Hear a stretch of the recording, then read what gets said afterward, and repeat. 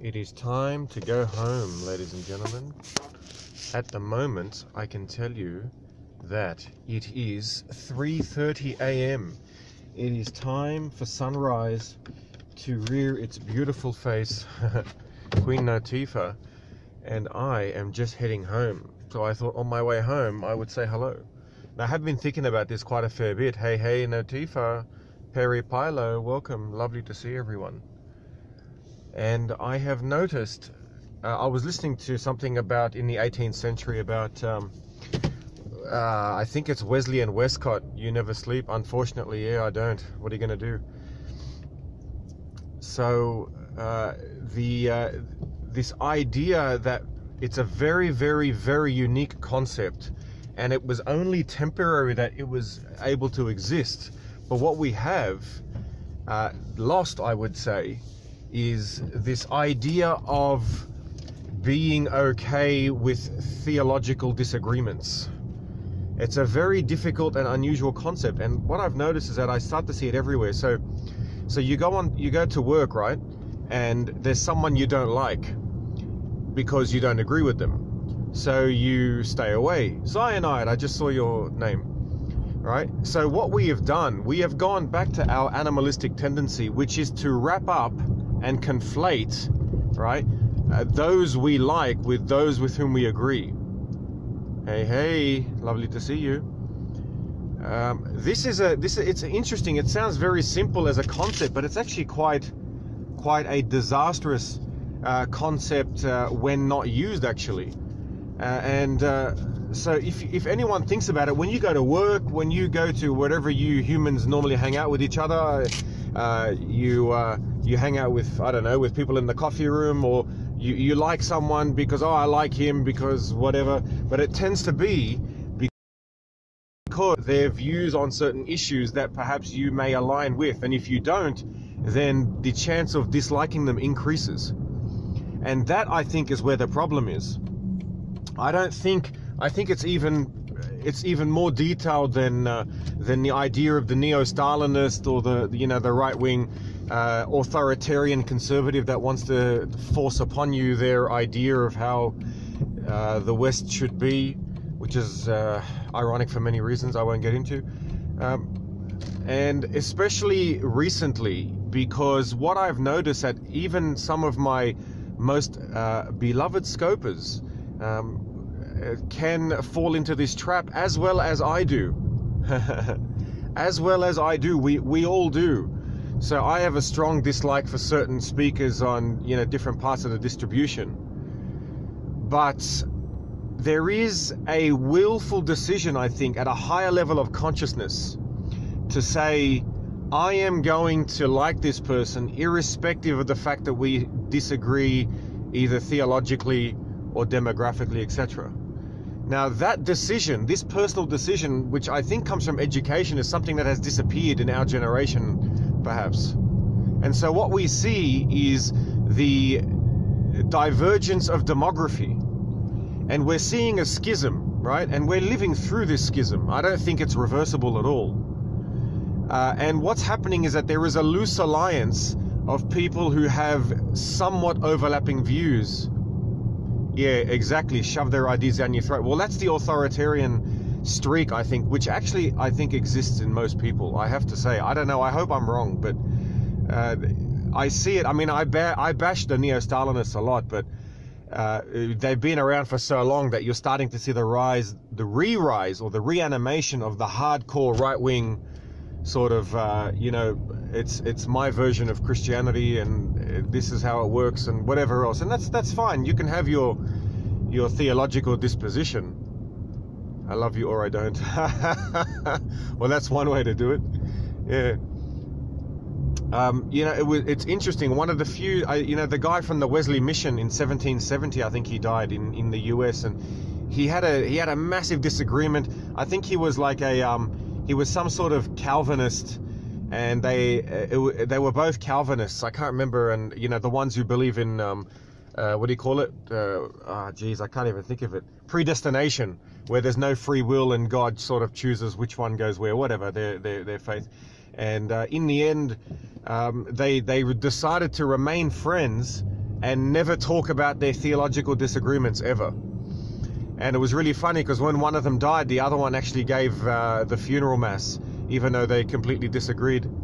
Yeah, it's the I've been thinking about this over and over and over, and I can't think of any way we can get past this apart from saying, all right, no worries, let's just not talk about it. Let's not try and convince each other. Let us try and accept some sort of relativism.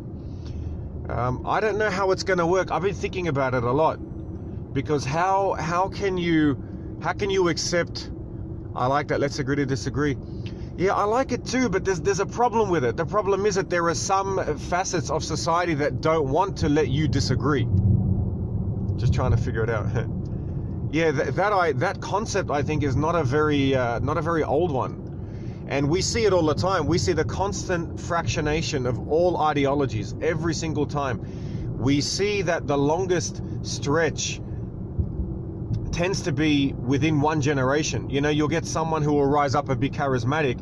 They'll form a new group of whatever it is, whatever faith, whatever religion, whatever socioeconomic disposition, whatever demography, whatever it is, right? Human spectrum, like everything else. Well, you would think so. You would think that, but even if you thought that, it only takes one group to not think that causes the problem. Have personal relationships with carbon copies. That is awesome. That's another meme. That is such a meme. That's awesome. Slim Grady's back. Yes, it is and it happens to all of us all the time. I think that it is a natural disposition for the human to want to conflate like with those with whom they have everything in common. And it is not easy at all to break out of that comfort zone. And I think that is the only way we're going to get peace. It is the only way. Yeah, one God. That's the problem. See, we are His children. You know, this is an exact contradiction to what I'm saying. Well, look, you know, it's there's only one. Well, you know, every denomination of Christianity over the millennia, even ones that no longer exist, have been arguing amongst themselves the exact same thing. No, it's I'm more worried about the illusion of Christians thinking they're all part of one faith. What unifies human spirit to you? Music is your way. I don't think there is a unification. I actually think, and that's okay. The concept, for example, you know, and now we're going to get into the weeds, which I really didn't want to do, but the concept of Christians thinking that they speak on behalf of Christianity is merely an illusion. And that's not my opinion. That's not what I want. It's not what I wish. I don't care if that's true or not. It's just when you notice and this is not limited to Christianity at all. This is exactly my point, which is it's the human condition that someone will claim to know the entirety of what can be known in a certain domain. And so therefore, if you disagree, then you are either wrong, stupid, or lying. And that is exactly the problem we have with the authoritarian streak. When you believe something so much that there is no other way that someone can disagree with you but for them either being stupid or a liar, I forget what the third one is that I said. Yeah, it takes a lot of effort to accept other people's beliefs. Now, for example, I'll tell you what's a touchy point for me. For example, someone who is convinced of their belief, but that's not okay, that's ignorance. I don't know what you mean. So, you know, even within, for example, the what do you call it, the Dutch Calvinists, you know, they broke up amongst each other, and these people were considered heretics by the rest. Then you had the Anabaptists in the 17th century, which then devolved into, some of them stopped even being Christian. speak without being ridiculed. Yeah, well, it depends what you define as ridicule. I mean, maybe someone might interpret your messages as being ridiculing, even though they're not. It's just, you just have to have a sense of humor. But there are a lot of, there are a lot of people in all parts of the spectrum, in all demographics, that believe in their position so strongly that there is no possible way to negotiate. And that is, I think, more common to humans than not in that scenario. The platform, all platforms matter. It's too good. Yeah. So I can't solve this problem. I can't solve this problem. I mean, even like we can see here. Hello again. Hey Rafia, welcome back, my dear. I hope you are in much better health and your health continues to improve as always. Wouldn't get killed because of peaceful beliefs. LA child. Very good, very good. So we keep going around in circles. This is what I've been thinking about the whole time. It does, even if a belief, see, a lot of people hold on to authoritarian beliefs. In hospital last month. Geez, well, I'm glad that's half the month. Well, I'm glad you're out for now. You just keep us posted. Crazy. Here's the thing. It only appears when we look at faiths that completely disagree. The word hate. Oh, that's funny. What was I going to say? Sorry, I'm trying to frickin' see what I'm doing. There are people who have authoritarian tendencies on this scope, on this frickin' scope. There are people with authoritarian tendencies, but it just so happens that their belief is okay. So, for example, you know, if someone has a belief that I don't know, that the transubstantiation, for argument's sake. So, you know, there are some hardcore Catholics that might believe in transubstantiation, which is the literal transformation of the bread during Eucharist into the body of Christ. Now, they might believe that, and they 100% believe that, and they are authoritarian in their belief, which is that they will do everything they can to make you literally believe that.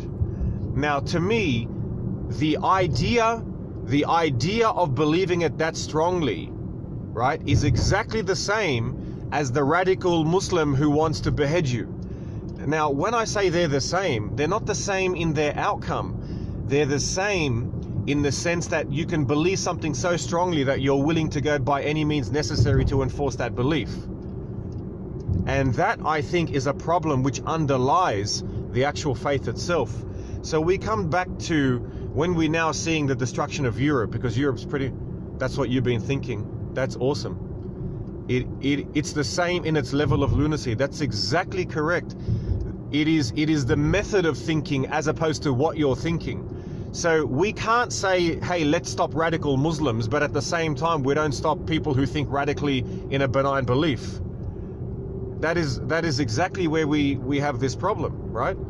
So, you know, maybe I believe that it's important for all of us to love each other. Well, how far do I want to take that? Am I willing to kill people who don't want to love each other? Right? So this is the problem itself.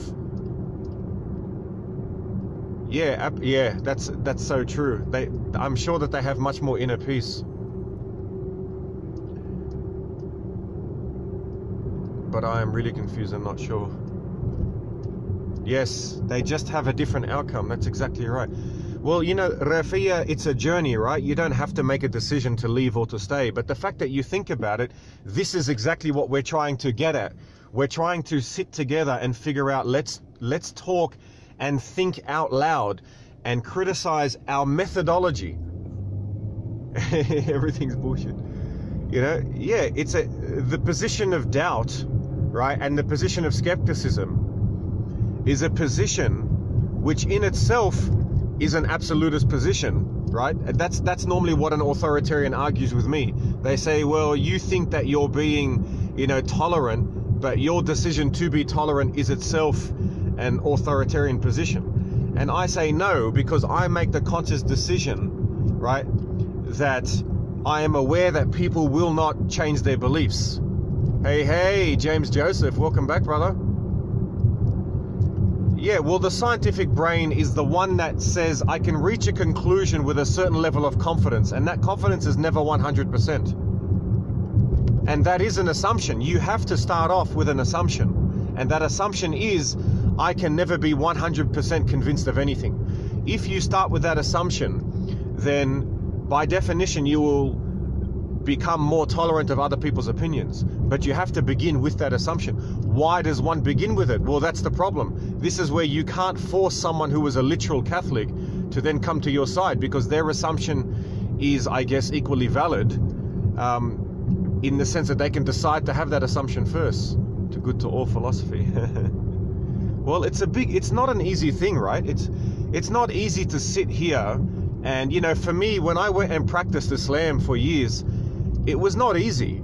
And practicing Protestantism, Baptism, Catholicism, Roman Catholicism, the Maronites, the Orthodox, you know, practicing with all these different people and hearing their views and hearing people who are so convinced of their position that, you know, they either love you or hate you based upon whether you agree with them.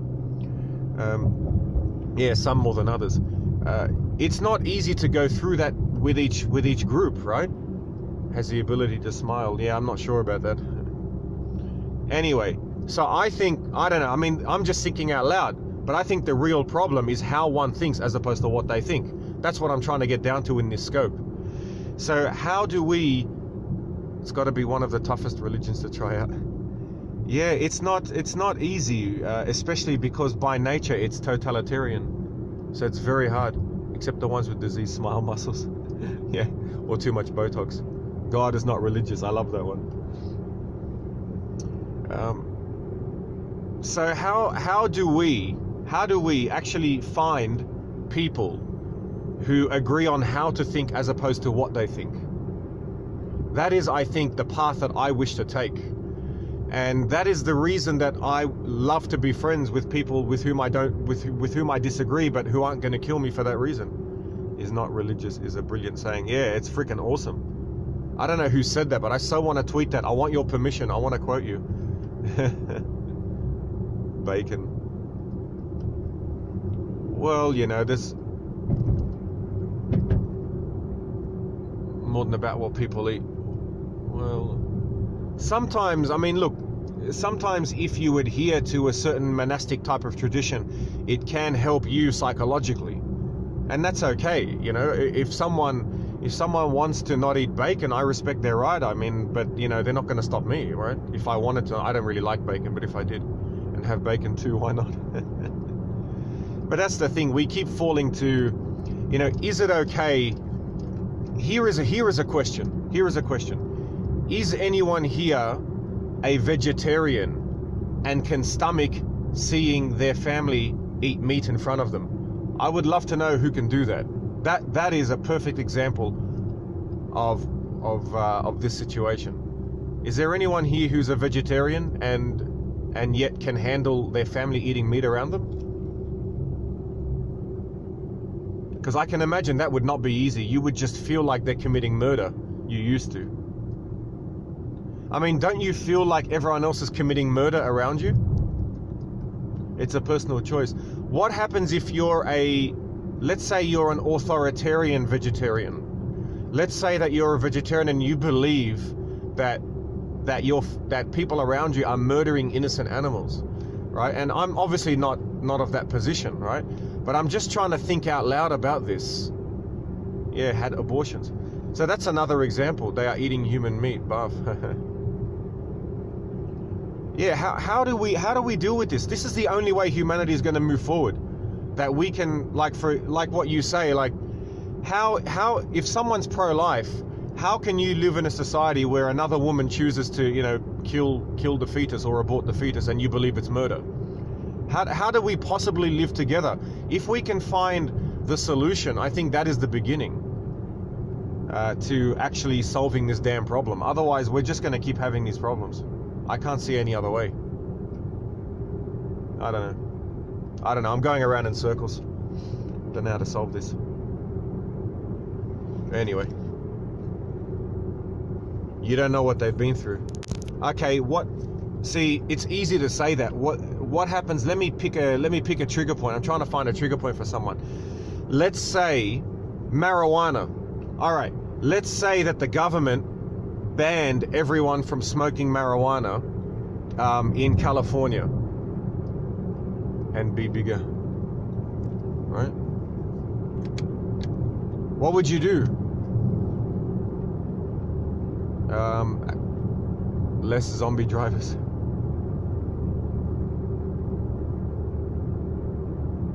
Dire situations, yeah. That's an interesting thing. Yeah, well, see, for example, my position is to let women decide. I wouldn't even get involved as a male at all. I think that they need to have that discussion. I can research it and learn about it as much as possible, but in terms of weighing in on anything, I'm staying out of it. Yeah. I mean, obviously I have personal views. My personal view is like what you say. No one wants to kill anyone unless it's a dire situation. But, I mean, how much education, right, does someone need before they're able to make that decision? And who decides how much education they get? Which means that there are always going to be innocent babies being killed based upon a mother not having enough information. The most are fighters. Anyway. Because you were typing. Oh, really? So let's say that there's someone on this scope, right? Let's say there's someone here right now who believes so strongly that marijuana is poison that they will ban it. Yeah. How my in-laws already do shit? What is this? Yeah, well, there you go. See, your in-laws are doing it as well, right? So it's a problem. Like, do they try it first? Hey, Liran, long time, brother. Poison. Actually, Miss France-Man has a brilliant example. Nope, all bad, no banning the weed. Yeah. Miss France-Man had a good one. Her own in-laws want to raise the kids a certain way. The thing is, the reality is, right, and I think this is the underlying theme of this scope. The reality is that there are a huge amount of people who are willing to enforce their beliefs on people around them, not because they're bad people necessarily, but they really, really believe in whatever ideology is possessing them at that given point. So the question is, how do you defeat that? By definition, no tribalism. Do you consider nationalism part of neo-tribalism? I would say yes. I would say I don't see nationalism as a monolithic structure, but I definitely see subsets that form nationalism, which would be different identities of neo-tribalism, yeah, that are sort of uniting into causing this demographic divide. Yeah. But see, the problem is, look, all of us say we feel like, yeah, I mean, that is exactly right. It's morphing. And it's morphing because it is how someone thinks, not what they think. It doesn't matter that today they might think that, America, and tomorrow it's China. It doesn't matter. It's the fact that they think it at all. That is my argument. And I think Slim Grady picked up on that pretty quickly. Where is he? Is he still here? Yeah, he's down the bottom. Yeah, so that is the ultimate issue here, right? And everyone has some, because many European nationalists hearken to a pagan past on the extreme right. Yeah, I know, yeah. How? Oh, that's a nice photo of you too. That's gorgeous. Coming tribalism in the 80s. Well, tribalism is inherent within humanity. I don't think it's ever left us. I just think that we've devolved through lack of education into falling back to our tribal tendencies. That's where the issue is. And so how do you defeat that? How do you be against tribalism without becoming tribal yourself? That is why Europe and America are dying on their feet. Because how can you be intolerant of those who are intolerant? This is the argument. You hear some people on the extreme right saying social media, Harry Potter. Oh, really? Oh, that's crazy. Yeah, see, these are all brilliant examples. Exactly. You are always of one tribe or another, and that's a problem. How do you be anti-tribal without becoming tribal? We need tribalism. So maybe we just have to pick our tribe, and we say our tribe is the one that's against tribalism, which itself is a tribe. I don't know. I honestly don't know. I don't know how to defeat it. Yeah, they're not. You know, like for example, in Europe, right? So you have, you're just in the anti-tribal tribe. That's exactly right. You get out of one, you get stuck in the other. That's exactly the problem. And that's why I think that the state of the West is unstable. Oh, really? Well, all right. So I'm going to give you the example. Look what's happening now in America, right? You've got people, right, who are absolutely wanting to enforce their idea of a white identity, which is in reaction to those who want to enforce the idea of accepting a certain culture.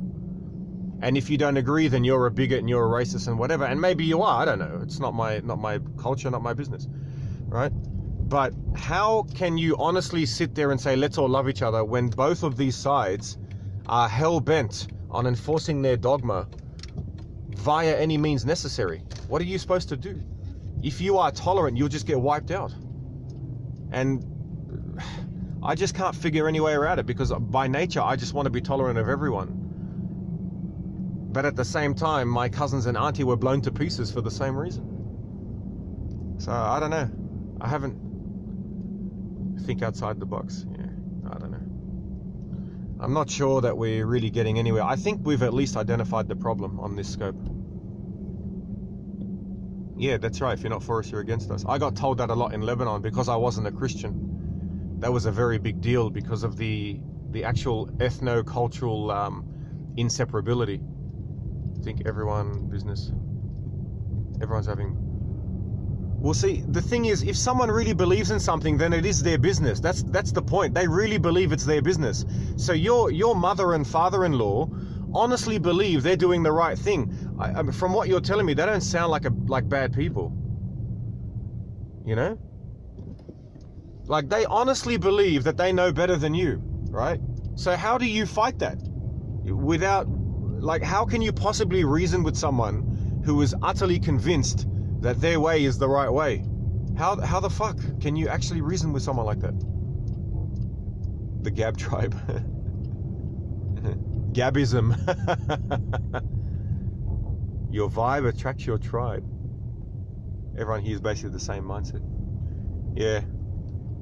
It's like one of those things you just can't escape. It's like the mafia. You try to get out and you just get pulled right back in. Well, I guess we've achieved nothing today except that we're all part of the tribalism. That's it. We're screwed. The whole society is screwed. A gabist. It's cyanide. She's had 2 today. She is on the she is on the money today. 2 memes. Well, I'm gonna go to sleep, my friends. It's 4 a.m. and I hate my job, but I'm glad it's over. I'm gonna go get some sleep. Lovely to see you as always. Always a pleasure.